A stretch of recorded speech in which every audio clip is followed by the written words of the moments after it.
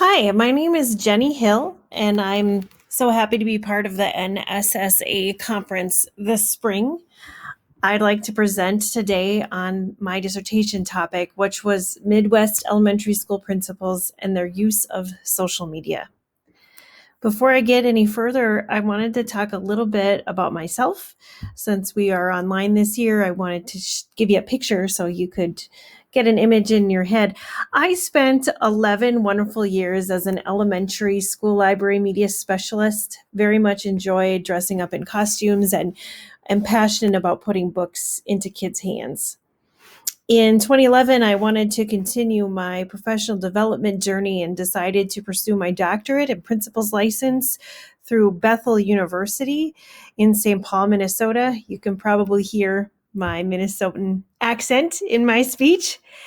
And in 2015, I started as an adjunct professor at St. Cloud State University. And this year I made the transition. I'm now full time an assistant professor in the teacher development department at St. Cloud State University. I'm the graduate director for their school library media program.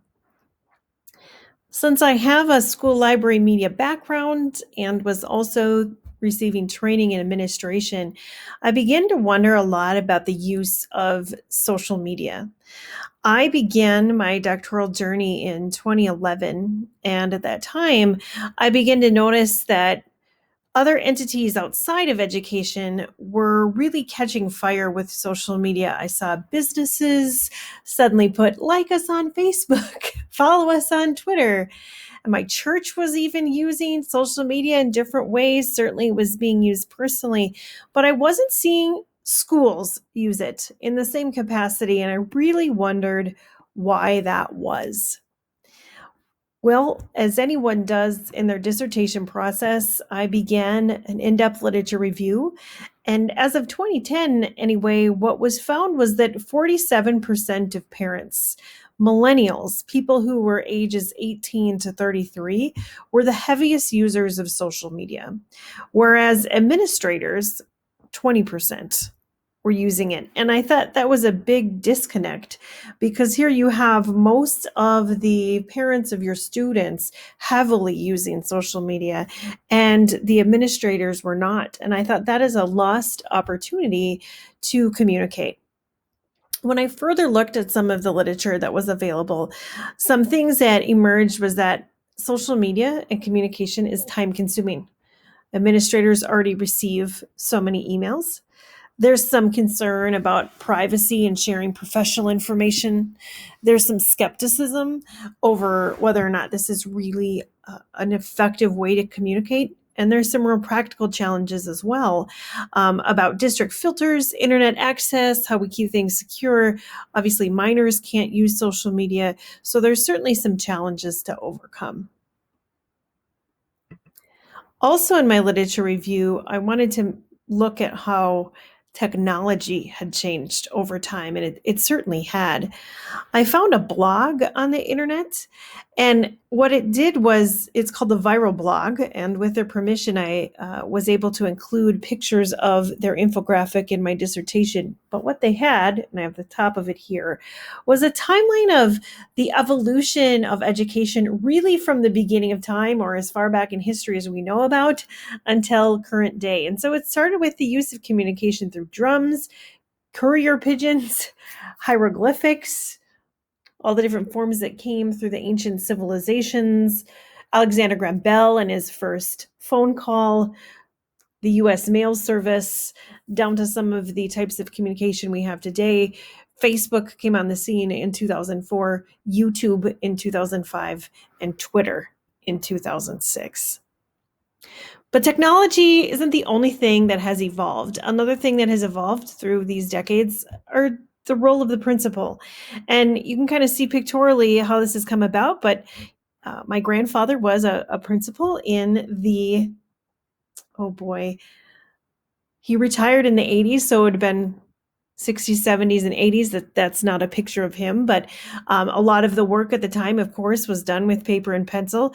Then we have Principal Skinner, who came on the scene in the 80s and 90s. I think many of us can relate to Principal Skinner. And then, of course, we've got the principal of today. This is Brad Gustafson, who I went through Bethel's program with, and he uses a lot of technology in his day, both in his leadership responsibilities, and there's a lot of tech integration going on in their school. There are certainly some advantages to using social media, and the ones that emerged in the literature review were collaboration, because you're able to communicate with people and they don't even have to physically be in your school building. There's a higher level of transparency because you're able to communicate early and often, and that two-way communication. And that's why I have a tennis court pictured here, because I think what opens up for administrators and parents is really this back and forth. And we think of the new social media platform that's come out, Seesaw, and I kind of think that two-way piece is evident in that analogy. There's also certainly some hurdles if you choose to use social media as administrator. Communication overload is huge. I think we already have so much communication in our inbox, sort of text messaging, face-to-face, etc. It gets challenging to process it all. Less FaceTime. I think especially in the midst of COVID-19, many educators will tell you that they miss seeing the students face-to-face. And while we can do so much electronically, I think it's a challenge. There's some practices that need to be honed, because if you're looking at a teacher candidate and they have some questionable things posted on their personal Facebook page and you're looking at hiring them, that may raise some questions that need to be addressed. Social media can certainly be used for professional development. In fact, we've seen through this study that Twitter was one of the most commonly used platforms. There's questions about student safety and their privacy. And like I said, minors shouldn't be using certain platforms. There's a need for training among staff so that we use it correctly and without error. And specific policies need to be put in place so that we can use it effectively and handle needs as they arise. I mentioned that I began my dissertation journey in 2011. And at that time, there really wasn't a lot of information published. I think that this particular topic has exploded since then. But what I found was one really good mixed methods study done by Schmuke, Hood, and Meal. I did contact them. I got permission to model my study after their study, and they just asked that I mention and give them credit. But their work was also sponsored by MMS Education, edweb.net, and MCH Strategic Data. What they did is survey principals as well as ask them some qualitative questions and analyze that data. I liked that approach and wanted to do the same. In doing further digging into the literature, I did find one unpublished dissertation from Indiana State University that looked at this topic as well. I think when we get to that point as researchers, it can be an exciting and challenging time. And I know when I talk to students, I use this analogy that we're often looking for the book that's not on the shelf, the one that we're constantly reaching for, but we can't exactly find. And we wish it was written. And I think when we come to that place where we find the book that's not on the shelf, that's where we can really do some good work that can contribute to the field. And I felt that this was that book. This led me to two research questions. The first one is, what factors impact elementary school principals and their use of social media for professional uses? What is it that's tipping the scale to get our administrators to use social media versus not? And if they have chosen to use social media, how are they using it to communicate? In order to answer that question, I reached out to the Minnesota Department of Education and got a spreadsheet with contact information of elementary school principals in Minnesota. There were 922 of them, and email to a survey was sent out to them within a 2-week window to respond. They did receive a reminder email at the start of week 2. I had 145 participants choose to respond, which gave me a 15.7% response rate. That is a small response rate, but enough data was generated certainly to have a conversation. I will say that after analyzing the data, this did feel a bit like a bad fishing day. And I say that because the research that I found and the conclusions that I was able to draw were not the big fish, but there were some little fish that were caught in this process that I think are worth talking about. So, first, I want to give you an overview of the survey responses. First, I wanted to look at principal's age because I wanted to know, is there a relationship between the age of a principal and their use of social media? So, when asking this information, I found that principals in Minnesota ages ranged from 31 to 65 years old. The age most highly represented was 37 years old. 13 participants reported that age, but the mean age of the participants was 47.67%, and the average age is 48.4 years old in Minnesota. I then asked some other questions like, do you have a social media policy? 80% of respondents said that they did have a policy in their district. I also asked, how many years have you served as a principal? And over 70% reported that they have served 10 years or less. You can see that, in fact, 46.2% had only served 1 to 5 years in their position. I asked about their gender and found that it's divided roughly equal between males and females among elementary school principals in Minnesota. I asked about their school setting, and most respondents worked in a rural setting. They had 3 choices here: urban, rural, or suburban. I asked about the size of their student population, and 96.2% had populations of 1,000 students or less. I also asked about their free and reduced lunch rate because I was interested in knowing if there was a connection between the social economic environment the school was in and social media use, because that may impact home internet access, etc. Most principals lead schools where free and reduced lunch rate affected about 26 to 50% of the population. And I also asked, are you an active participant in any form of social media? Of those who responded, 78.6% said yes. I do want to acknowledge that there is a little bit of bias in this question because I sent the survey using email, which is a social media form, and it's about social media. So I would guess that those who choose to respond are probably more likely to have a social media account. This graph was very interesting to me because I asked them, okay, if you are a social media user, what platforms do you use? And I thought that Facebook, Twitter, and YouTube would have been the biggest platforms, but the ones that were most common members was actually Blogger at 65.5%. Then I also asked, for what reason are you using social media? And here are the responses. 51.7% says they're using social media to connect with family and friends through Facebook. 54.5% connect with colleagues through Twitter. 26.9% are using Facebook to promote the school to parents. 23.4% are using Twitter, and 15.9% are using YouTube. And a very small amount were using Facebook or Twitter for fundraising purposes. From there, I asked one open-ended question, and I asked them this: how are you using social media in new and innovative ways as an administrator?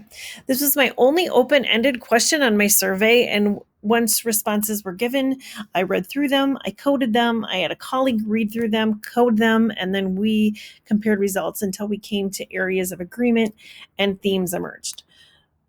The first theme that emerged was this idea of social promotion. And one of the quotes is, we use social media to send out announcements, to keep our community informed about exciting things that are taking place in our school. Some of the key words from that were vision, fundraising, newsletter, community members, parents, PR, communication, school story, and mission. The next theme that emerged was sharing information with students' family members. A quote was, "I find putting the information in a parent's hands is important.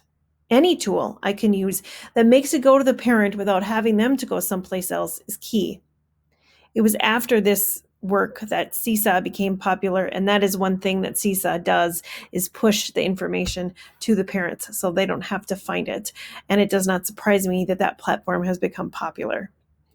Some of the keywords in these responses included students, communicate, parents, sharing, families, and information. The next theme that emerged was contact or meeting with staff members or district administrators. I use Google Docs to collect teaching evidence in the classroom, Google Plus for meetings with admin in other buildings. I know that when QComp began in our school, that is when the Google platform became very popular for this very purpose. Some of the keywords that emerged from here were PLCs, admin, and meetings. Social media was also being used for learning and professional development. Twitter is hands down one of the best PD forums on the market today. It is heavily utilized.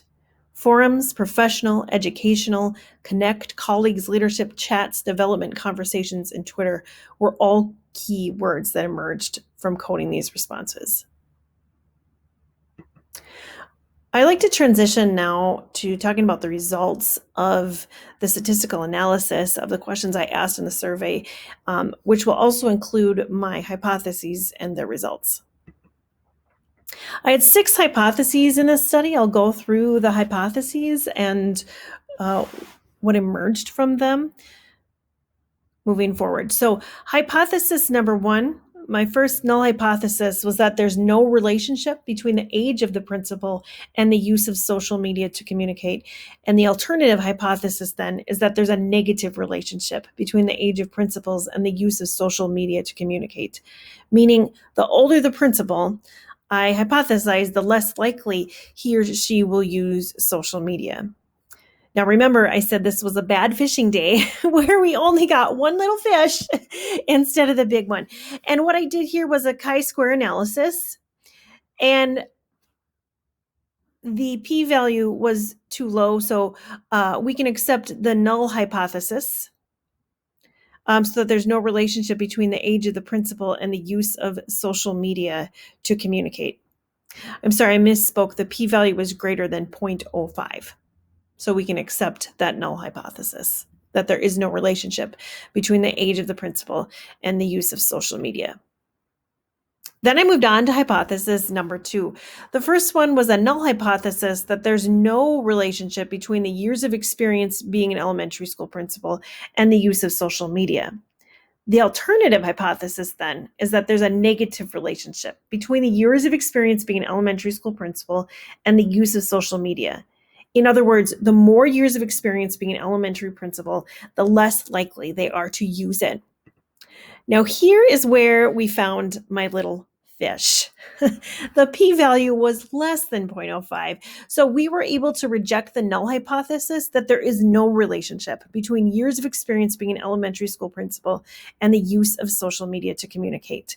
We can, however, accept the alternative hypothesis that there is a negative relationship between the years of experience being an elementary school principal and the use of social media to communicate. The more years of experience being an elementary school principal, the less likely they are to use social media.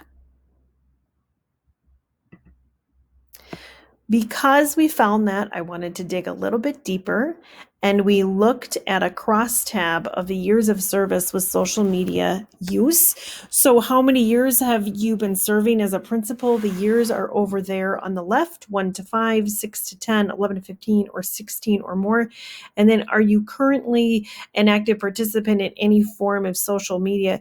You can see there in the yes column that the more they've served as a principal, the less likely they are to use social media platforms.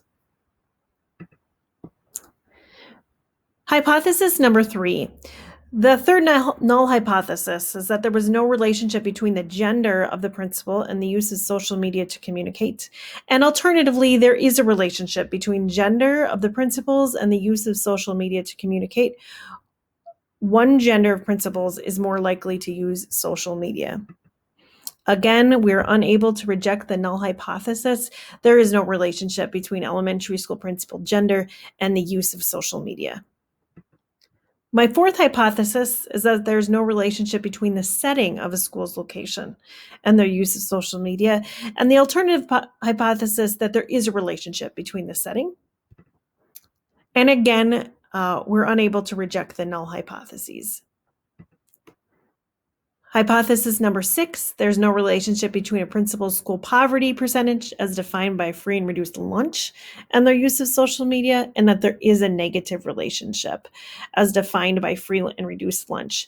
So the higher the rate of poverty in a principal's school, the less likely he or she will use social media, and that is also not true. We're unable to reject the null hypothesis. There is no relationship. Now we'll move on to a summary that wraps all of this up for you now that you've seen all those numbers. So in summary, the findings that I uncovered with my study are really consistent with the literature review that I conducted and really just my personal experience and observation as a media specialist studying to be a principal. 78.6% of principals surveyed were using social media to communicate, and the top 3 platforms that they were really most familiar with and a part of, interestingly enough, were Blogger, Vimeo, and Pinterest. The main ways that they're communicating with others are through Facebook, Twitter, and Google+. They're using Facebook to connect with others, Twitter mainly to connect with peers and colleagues, and Google+ to connect with their staff members. The biggest social media concerns that arise were personal privacy at 37.2%, reporting that that was a top concern. Too many emails are already in their inbox, 31% were concerned about that, and simply not having time, 26.2%. Mentoring was going on through Twitter, whether it is colleagues who work together in the same building or beyond, but that was a top use of that platform. I do believe that more studies are needed in this topic. I found that George Kurios is a leader in this field, but particularly with this virus, more and more people are using Zoom. And even lately, we've had some what they're calling Zoom bombing, where people visit meeting rooms uninvited. And so I think there's a lot of work that needs to be done to consider the original factors and hurdles that were addressed in this study. That being said, I think we're at an exciting time in education. We look at the communicator in Star Trek, and we now have that at one point through the flip phone, and now, of course, our smartphone, and we have Knight Rider talking to his watch, and we've got that. I think as technology from our dreams continues to emerge on the scene of education, we can do a great service to our students by learning how to use it well. If you would like to get a hold of me, I would love to hear from you. Again, my name is Jenny Hill, and you can reach me at jchill@stcloudstate.edu. I'm happy to send you my dissertation so you can see the whole thing in its entirety. It is also available on Bethel University's website. Thank you very much. It was a privilege to be part of this conference.